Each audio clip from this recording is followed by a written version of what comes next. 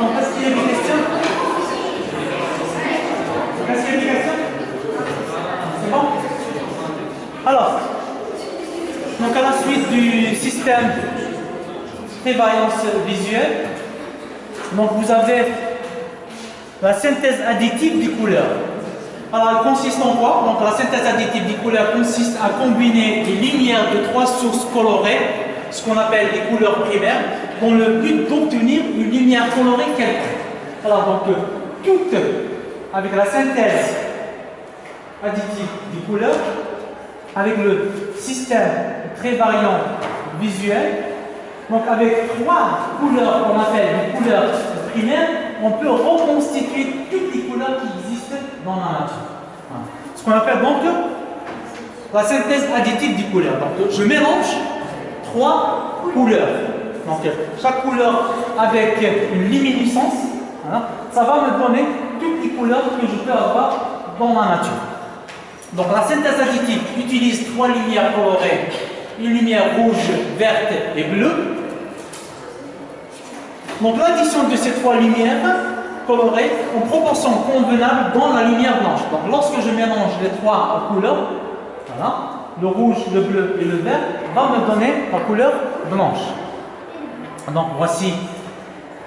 Donc ça apparaît en du violet. Ça c'est du bleu. Hein. Sur mon écran c'est du bleu. Hein. Alors, ce qu'on appelle les couleurs primaires. Une couleur primaire est dans un système de synthèse de couleurs, c'est celle qui ne peut pas être reproduite par un mélange d'autres couleurs. Ce qu'on appelle des couleurs primaires. Alors regardez. Donc comment on définit donc une couleur? Donc vous avez par exemple une lampe spectrale. Donc vous avez un spectrographe. Vous avez un prisme. Donc à la sortie du prisme, vous avez un certain nombre de raies. Ce que nous avons vu, par exemple, ici, voilà. Donc ça c'est pour le carbone. Donc ça c'est le spectre d'émission du carbone. Donc qu'est-ce que vous observez ici? Donc vous observez un certain nombre de raies. Ces raies, elles sont comment? Elles ont une teinte, elles ont une couleur. D'accord. Donc, si je suis les raies, donc qu'est-ce que vous allez observer? Chaque raie correspond à une longueur d'onde. Donc, ma perception de ces raies, à chaque longueur d'onde, correspond une sensation colorée. J'utilise le mot sensation colorée. D'accord. Très bien. Alors, le système de prévariance visuelle me permet de reproduire toutes ces teintes-là, avec trois couleurs, ce qu'on appelle les primaires. Le bleu, le rouge et le vert. Donc, ce n'est pas par hasard qu'il y a trois couleurs primaires à cause des trois photorécepteurs qui existent dans l'œil, dans la rétine. Donc, la rétine contient trois photorécepteurs différents. Donc, c'est pour cette raison qu'avec les trois couleurs primaires, le bleu, le rouge et le vert, on peut reconstituer n'importe quelle couleur. Est-ce que c'est clair ce point-là? Voilà. Donc, quand vous voyez une couleur quelconque, par exemple ça, ou ça, ou ça, ou ça, quand vous voyez n'importe quelle couleur, donc je peux la reproduire avec trois couleurs primaires, donc à savoir donc le bleu, le rouge et le vert. Très bien.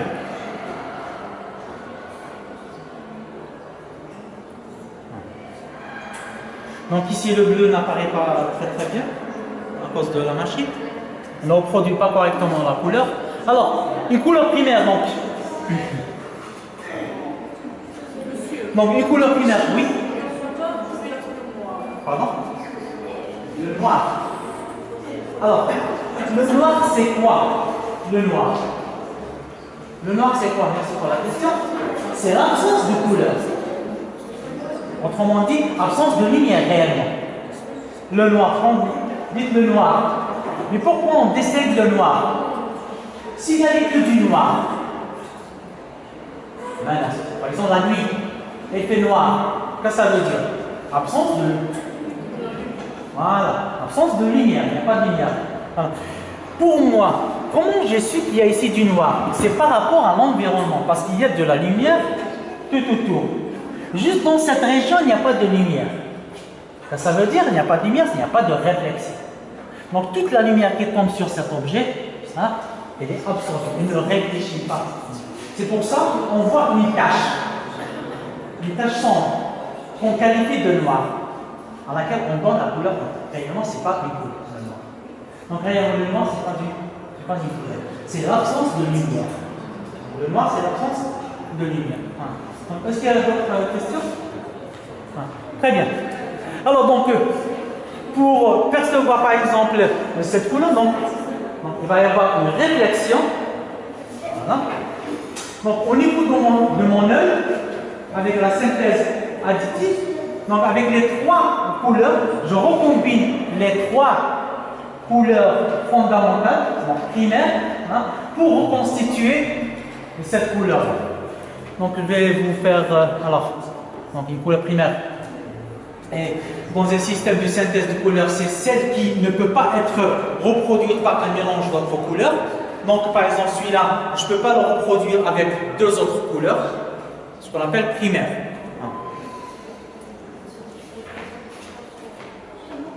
Alors des couleurs sont dites primaires entre elles si aucune ne peut être reproduite par un mélange des autres quand on réalise un procédé de synthèse de couleurs. Par exemple ce rouge-là, je ne peux pas le reproduire avec deux autres couleurs ou trois autres couleurs. C'est une couleur à part entière. Donc voici la synthèse additive de couleurs. Donc vous avez le bleu. Ça c'est pas du violet, du bleu. D'accord? Du bleu. Alors quand je mélange le bleu avec le vert, il va me donner une couleur cyan.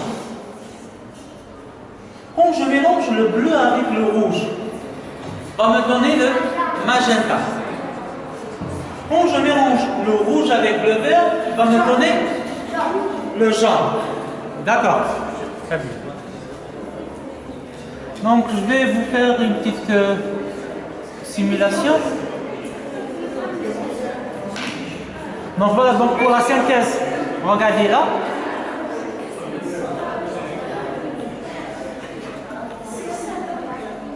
Le bleu, le rouge et le vert.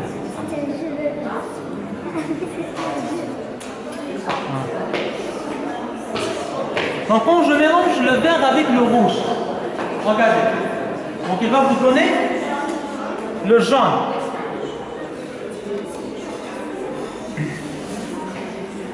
Donc pour avoir ici, regardez, pour avoir les différentes teintes, donc je joue sur l'intensité. Je diminue par exemple l'intensité du rouge. Donc vous voyez que la zone de chevauchement, sa teinte change.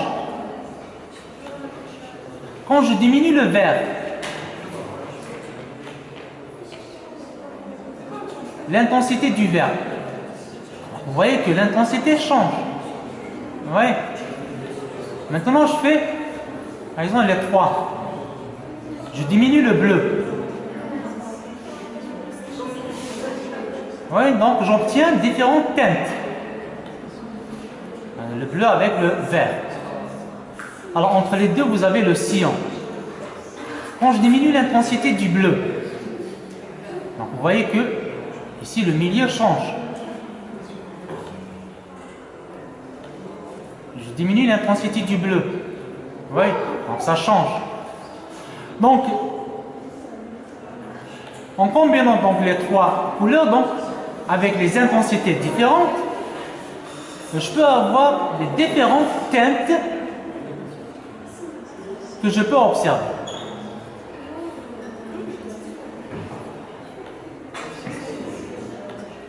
Donc ce n'est pas par hasard que vous avez le système de la prévariance de couleurs. le fait que la rétine contient 3 photorécepteurs. Si on avait 5 photorécepteurs par exemple, est-ce que 3 couleurs primaires suffisent pour reconstituer toutes les couleurs? Non, il me faut 5 à ce moment-là. Donc si j'avais 5 photorécepteurs, donc j'aurais besoin de 5 couleurs primaires pour reconstituer toutes les couleurs. D'accord? Très bien.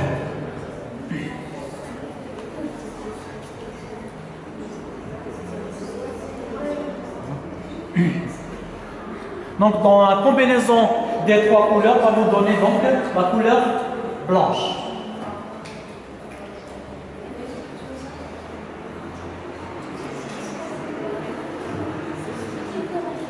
Une des applications pratiques de ce système de prévariance ou des couleurs primaires, alors les écrans, les projecteurs de télévision, des ordinateurs et tout ce qui fait appel à la synthèse additive de couleurs, à reconstituer les couleurs, donc elle est basée sur ce système de rouge, vert et bleu. Donc ça c'est des cellules d'un écran de téléviseur et d'un écran d'ordinateur, d'un écran de smartphone. Voilà. Donc pour reconstituer les couleurs, les ingénieurs utilisent donc les 3 couleurs primaires, donc à savoir donc le rouge, le vert et le bleu.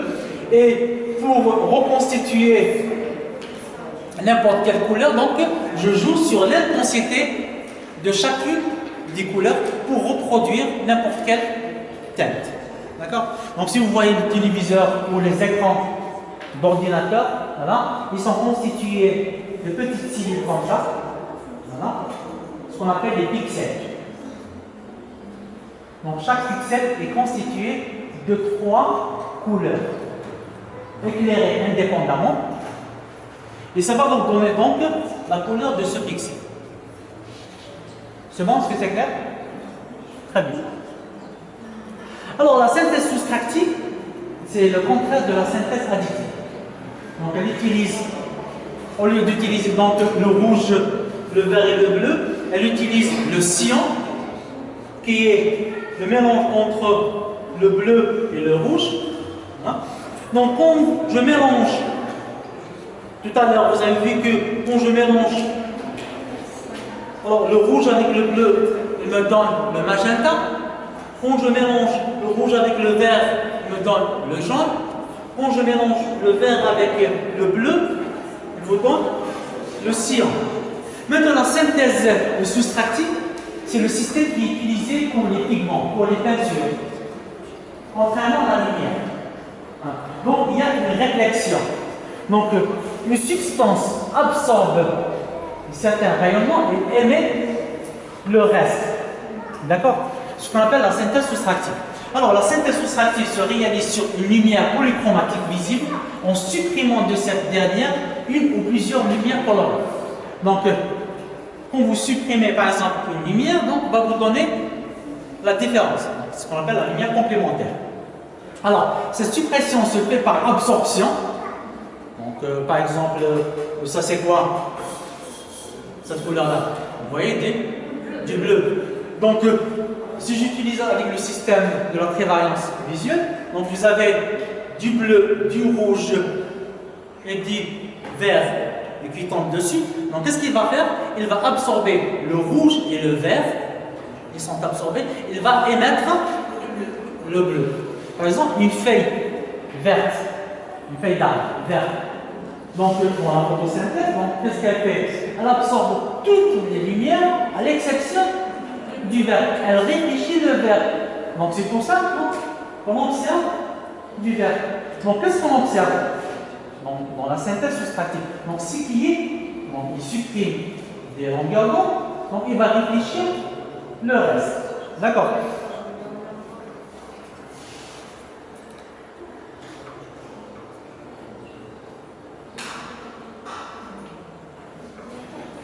Donc ici, est-ce que c'est clair? C'est bon? Très bien. Caractéristiques des objets colorés. Donc un objet absorbe certaines longueurs d'onde et en réfléchit d'autres. Donc il se comporte comme une source lumineuse secondaire de composition spectrale différente de la source primaire. Ce que je vous ai expliqué ici, par exemple ça, on le voit bleu. Pour quelle raison? Donc il absorbe toutes les longueurs d'onde à l'exception du bleu, il le réfléchit.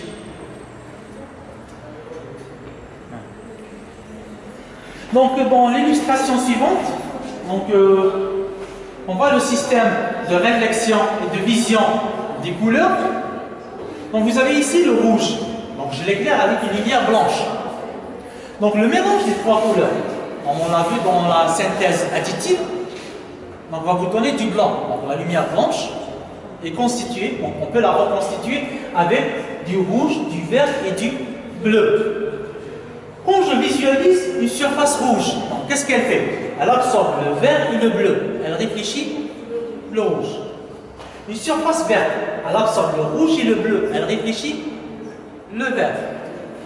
Une surface bleue, elle absorbe le rouge, le vert. Elle réfléchit le bleu. Maintenant, une surface jaune.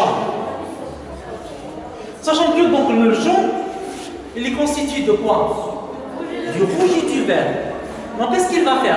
Cette surface-là, qu'est-ce qu'elle va faire? Elle va absorber le rouge et le vert. Pardon, c'est le contraire. Donc elle va, pour que ça soit du jaune, donc elle va absorber le bleu et elle va réfléchir le rouge et le vert. Le rouge et le vert vont constituer le jaune. D'accord? Très bien. Donc une couleur cyan. La couleur cyan, c'est quoi? C'est le bleu et le vert. Donc, qu'est-ce qu'elle va faire? Donc, elle va absorber le rouge, voilà, elle va absorber le rouge, et elle va réfléchir le bleu et le vert. D'accord? Pour que ça apparaisse cyan. C'est bon? Alors, du magenta, une surface magenta. Quand je l'éclaire avec lumière blanche, le magenta, c'est quoi? C'est le rouge avec le rouge avec le bleu. Donc il absorbe le vert, il réfléchit le rouge et le bleu. Donc ça apparaît magenta. Très bien. Alors le blanc, pourquoi il apparaît blanc?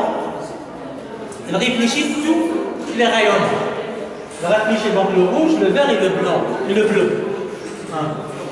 Le noir, voilà, la question de tout à l'heure, donc il absorbe tous les rayonnements, donc il ne réfléchit rien. Donc le noir, c'est une tache sans lumière. Une tache dans l'espace sans lumière.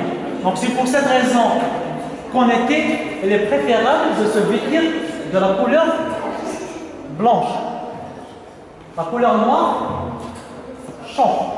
Donc quand j'expose la couleur noire au soleil, donc la couleur noire, qu'est-ce qu'elle fait? Elle absorbe tous les rayonnements. Et quand vous touchez une surface noire, donc vous sentez qu'elle est très très chaude. Voilà. Par contre, le blanc, quand vous exposez une surface blanche à la lumière du soleil, voilà, donc vous allez remarquer qu'elle n'est pas chaude. Le fait qu'elle réfléchit tous les rayonnements. Voilà. Donc pour cette raison, donc, en été, il est préférable de se vêtir de blanc que du noir, ou de se vêtir de couleur claire et de couleur sombre. Donc est-ce qu'il y a des questions jusque-là?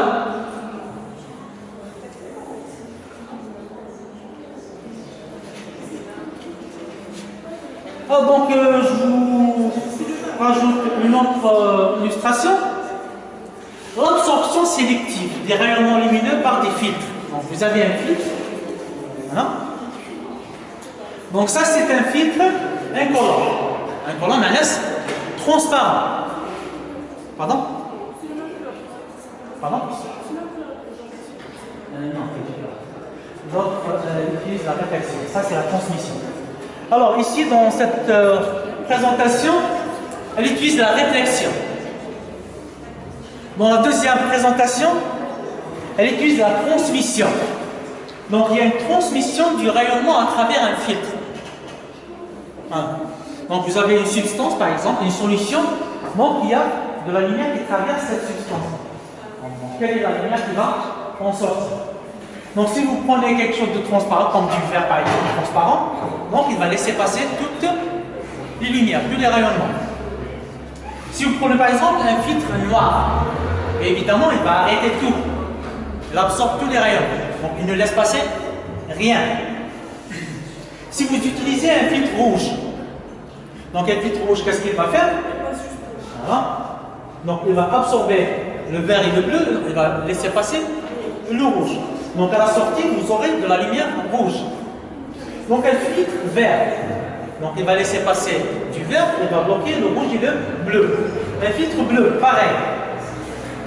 Un filtre jaune. Voyons dans la synthèse additive, le jaune c'est quoi? C'est le rouge et le vert. Donc il va laisser passer le rouge et le vert. Donc à la sortie, vous aurez donc, voilà, donc le rouge et le vert. Donc vous aurez de la lumière jaune ici. D'accord. Donc il bloque le bleu. Pour un filtre cyan, donc cyan c'est le bleu et le vert. Donc il va laisser passer le bleu et le vert. Il bloque le rouge. D'accord? Un filtre magenta. Le magenta c'est le bleu et le rouge. Donc il laisse passer le bleu et le rouge. Le bleu et le rouge. Il bloque le vert. Donc ici pour les filtres, réellement il bloque ce qu'on appelle la couleur complémentaire. Alors regardez ici. Le cyan, c'est la couleur complémentaire du rouge. Donc quand vous rassemblez une couleur avec sa couleur complémentaire, il va vous donner du blanc. D'accord. Quand vous associez le rouge avec le cyan, donc il va vous donner du blanc. Quand vous associez le bleu avec le jaune, il va vous donner du blanc. Quand vous associez donc le vert avec le magenta, ça va vous donner du blanc. Donc quand vous associez une couleur primaire avec sa complémentaire, donc on appelle ça la couleur complémentaire. Voilà. Donc il va vous donner la couleur blanche. Je ne sais pas si vous vous souvenez des clichés d'autres couleurs. Les clichés photographiques. La pellicule photographique. Est-ce que vous vous souvenez de ça? Voilà. Alors, quand vous voyez la pellicule, vous allez voir que les couleurs sont inversées. Ce ne sont pas les vraies couleurs.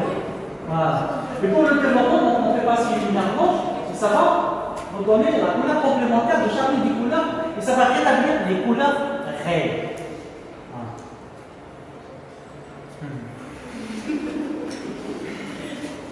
Voilà. C'est tout un monde. Hein. Et je reconnais, c'est très très compliqué.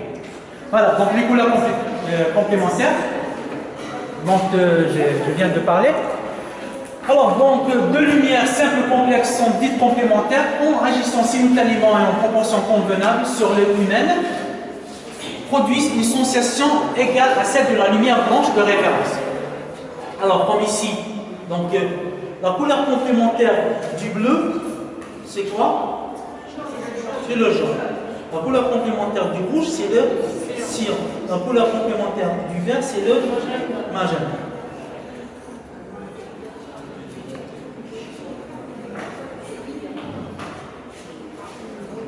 Je ne sais pas si vous avez remarqué pour les imprimantes, les cartouches d'imprimante.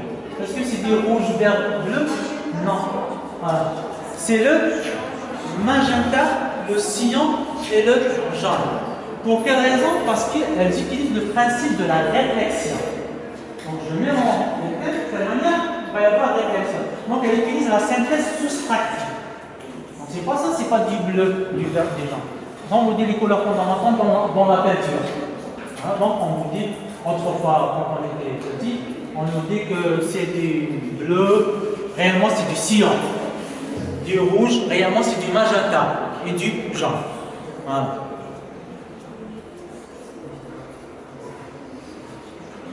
Donc, le principe de réflexion et absorption, ce que je vous ai expliqué tout à l'heure. Donc, une surface blanche, donc elle réfléchit tout, elle n'absorbe rien. Une surface blanche, c'est pour ça qu'on la voit blanche, donc elle réfléchit tous les rayonnements. Une surface noire, elle ne renvoie rien, elle absorbe tout. Tout est absorbé. C'est pour ça qu'elle chauffe. Donc, ça, c'est le bleu. Donc, dans un spectre, le bleu, donc, il absorbe tout à l'exception du bleu. Voilà. le vert. Donc, il absorbe tout à l'exception du vert. Le rouge, c'est la même chose, donc il absorbe tout à l'exception de la couleur rouge.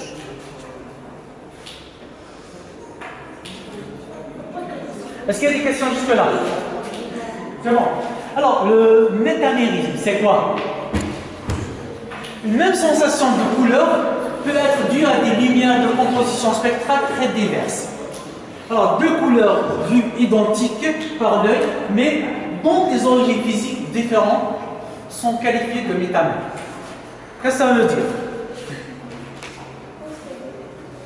Alors, je vais vous expliquer.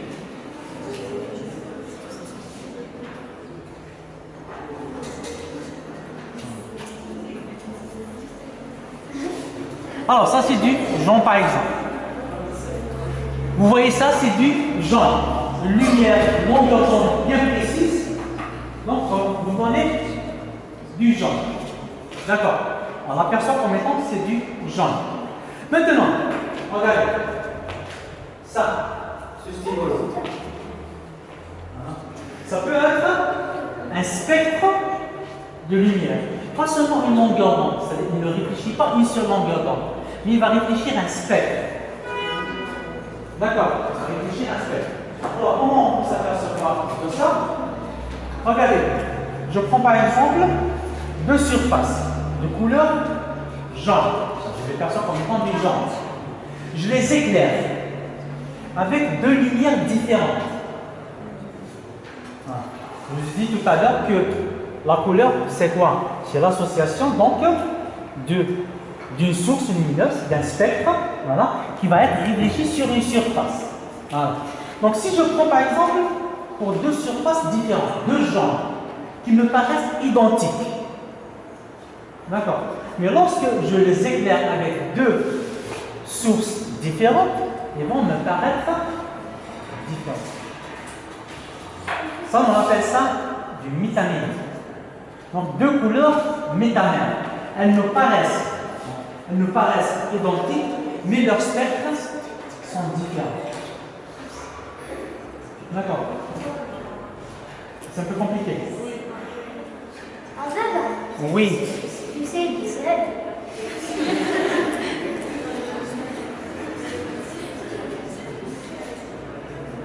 Regardez. Par exemple, ça.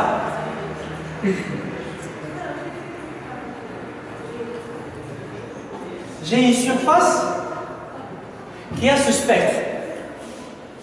Donc, elle émet dans le jaune, une surface. Quand je l'éclaire avec une lumière, elle va apparaître comme ça. Une autre surface, son spectre, avec la lumière blanche, va apparaître sous cette forme-là. Donc, cette surface et cette surface possèdent des natures différentes. Vous voyez, possèdent des natures différentes. Mais quand je l'éclaire, voilà, elles me paraissent identiques. Très bien. Je vais vous donner un exemple très concret, vous allez bien comprendre. Alors, regardez. Ça, c'est du jaune. Oui. D'accord. Donc, vous voyez que c'est du jaune. Très bien.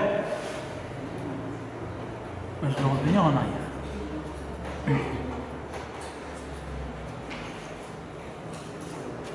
Ça, c'est quoi? Mais réellement, c'est quoi? C'est l'association du vert et du bleu. Ça, c'est des couleurs métalliques. Je les perçois de la même manière. Exactement pareil. La stimulation, j'emploie ce terme, la stimulation est la même, mais leur nature est différente. L'un possède une longueur d'onde bien fixe. Vous avez vu? Voilà. Attends. Par exemple, 500, c'est un. Voilà. Ces longueurs d'onde, c'est du jaune. Yo. 580, 570, 500, 560, 500. Ça, c'est du jaune. D'accord. Par contre, ça correspond à une longueur d'onde bien fixe.